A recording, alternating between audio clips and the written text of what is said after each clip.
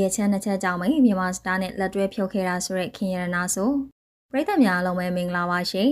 အမြဲတမ်းတိုးတက်ခြင်းနဲ့စိတ်နဲ့သူ့ရဲ့အရေးချင်းတွေကိုတစ်ခုပြီးတစ်ခုထုတ်ပြနေတဲ့ခင်ရနာဆိုကအခုဆိုရင်သူ့ရဲ့ level ကိုမြင့်တင်ပြီးမဲ့မြန်မာစတားနဲ့လက်တွဲဖြုတ်ခဲ့ပြီးလည်းဖြစ်ပါတယ်ခင်ရနာဆိုကသူ့ရဲ့အရေးချင်းတွေကိုစမ်းစစ်ချင်လို့တစ်ခုပြီးတစ်ခုလှုပ်ပြနေပြီးမဲ့လူတချို့ရဲ့အမြင်မှာတော့အရေးချင်းမရှိတဲ့အဆိုတော့ကနာမည်ကြီးချင်လို့ခေရထားတဲ့ပွဲမှာထိုင်လုံနေတာဆိုပြီးဝေဖန်ခံနေရတာလည်းဖြစ်ပါတယ်။ပရိသတ်တချို့ကတော့သူ့ရဲ့ပုံစံကိုကြည့်မရလို့ဝေဖန်တာရှိပေမယ့်ပရိသတ်တွေကြည့်မရဆုံးကတော့မြန်မာစတားပြိုင်ပွဲကြီးပါပဲ။နှစ်စဉ်နှစ်တိုင်းမှာခရက်တွေမထက်အောင်ဖန်တီးနေတဲ့ပြိုင်ပွဲတကယ်ရေးချင်းရှိတဲ့လူထက်လူအများကြားမှာခရက်ထားတဲ့ပြိုင်ပွဲဝင်တွေကိုရွေးချယ်ခဲ့တာမို့ပရိသတ်တွေကကြည့်မရဖြစ်နေကြတာပါ။ပရိသတ်တွေကတော့အဲ့လိုပွဲမှာတိုင်လို့ပြီးခရက်တွေမဖြစ်ဖြစ်အောင်ဖန်တီးနေတဲ့ခင်ရနာဆိုကိုအပြင်းအထန်ဝေဖန်ခဲ့ကြတာလည်းဖြစ်ပါတယ်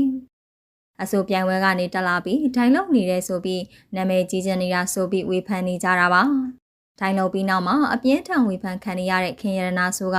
အခုဆိုရင်ဝေဖန်တာမခံနိုင်လို့မြန်မာစတားနဲ့လက်တွဲဖြုတ်ခဲ့ပါပြီနော်။အောင်မြင်ခြင်းတဲ့စိတ်တွေကြောင့်ခွေးတို့ပေါက်ကနေဝင်နေဆိုပြီးအပြင်းထန်ဝေဖန်ခံနေရတာမို့ခင်ရနာဆိုကတော့ဝေဖန်တန်တွေကင်းဝေအောင်ကိုလုတ်တော်မယ်ဆိုပြီးမြန်မာစတားကနေတိုင်းအဖြစ်နှုတ်ထွက်လိုက်ပြီးလည်းဖြစ်ပါတယ်။ခင်ရနာဆိုကမြန်မာစတားကနေနှုတ်ထွက်ခဲ့တာ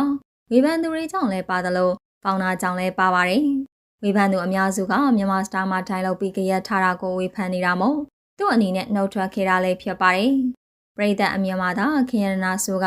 နာမည်ကြီးစင်လို့ကြရဖန်တီးတယ်လို့မြင်နေပေမယ့်တကယ်တမ်းကဖောင်နာခိုင်းလို့လုပ်ရတဲ့ဆိုတာကိုထုတ်ပြောလာခဲ့ပြီးလည်းဖြစ်ပါတယ်။မြန်မာစတားကဖောင်နာကအမြဲတမ်းကြရက်တွေဖန်တီးတတ်တယ်လို့ဒိုင်တွေကိုလည်းအဆုံးဖြတ်ခွင့်မပေးထားပါဘူး။ဒိုင်တွေကိုအကဲဖြတ်ဖို့ခံထားရဆိုပေမဲ့အဲ့ဒါကလူမြင်တင်မှုတတ်ပါပဲ။ဖောင်နာကဒိုင်ခန့်ထားပြီးမဲ့တကယ်တမ်းရွေးချယ်နေတာကသူတို့လိုချင်တဲ့လူကိုရွေးခိုင်းနေတာလို့ဆိုပါတယ်။ဆယ်လီပြုံးနေတော့ကလည်းအပြုံးကိုသူမသိသလိုအပြုံးကလည်းသူ့ကိုမသိနိုင်တာကအဖြစ်မှန်ဖြစ်ပေမဲ့နောက်တစ်ဆင့်ကိုခေါ်သွားတာကဖောင်နာရဲ့ညွှန်ကြားချက်ကြောင့်လို့ဆိုပါတယ်။ဖောင်နာကအပြုံးကိုခေါ်မယ်ဆိုပြီးညွှန်ကြားထားတာပါ။ခင်ရနာဆိုကပထမအကြိမ်အပြုံးနဲ့ပတ်သက်ပြီးကြရက်ထားတာရောဒုတိယအကြိမ်မြစ်ကြီးနာသားနဲ့ပြဿနာဖြစ်ချိန်မှာရောကြရက်ထအောင်လုပ်တာကဖောင်နာကခိုင်းလို့လုပ်တဲ့ဆိုတာကိုပုံမှန်လန်းလန်းပြောပြခဲ့ပါတယ်။ပထမတစ်ခါမှလည်းဖောင်နာကြောင့်ကြရက်ထားခဲ့တယ်လို့အခုလည်းမြစ်ကြီးနာကပြိုင်ပွဲဝင်တဲ့စကားပြောတဲ့အချိန်မှလည်းအတစ်ကိုလူစိတ်ဝင်စားအောင်ဖျက်ပြီးကြရက်ဖန်တီးခဲ့တာမို့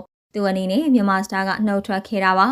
ပြိုင်ပွဲဝင်တီဆိုတာကတချင်းတစ်ပုတ်တီဆိုခဲ့ပြီးမြဲနားထောင်မကောင်းတဲ့မြန်မာတချင်းဆိုတာကိုမထည့်ပဲအင်္ဂလိပ်ဆောင်တစ်ပုတ်ထဲလိုင်းမော်တင်ပြီးသူ့ကိုအပြောခံရအောင်လုပ်တာမို့ခင်ရနာဆိုကနှုတ်ထွက်ခဲ့တာလည်းဖြစ်ပါတယ်သူကအနုပညာလောကထဲမှာနာမည်ရဖို့ကြရက်ထားမှဖြစ်မဲ့လူမျိုးမဟုတ်တာမို့ဝေဖန်ခံရမယ့်အရာတွေကိုဆွန့်လွတ်ပြီးပုံမှန်အတိုင်းအနုပညာအလုပ်တွေကိုဆက်လုပ်သွားမှလည်းဖြစ်ပါတယ်သူကကိုယ်ပိုင်အရေးချင်းနဲ့ရက်တည်နေတဲ့အစိုးရတရားမို့သူ့ကိုဘာမှမသိတဲ့လူတစ်ယောက်လိုဆက်ဆံတာကိုမခံနိုင်လို့သူရဲ့အမှုပညာကိုပဲပုံဖော်သွားတော့မှလည်းဖြစ်ပါတယ်။အဆုံးထိကြည့်ရှုအားပေးခဲ့ကြတဲ့ပရိသတ်တယောက်ချင်းစီတိုင်းကိုလည်းအထူးကျေးဇူးတင်ပါတယ်ရှင်။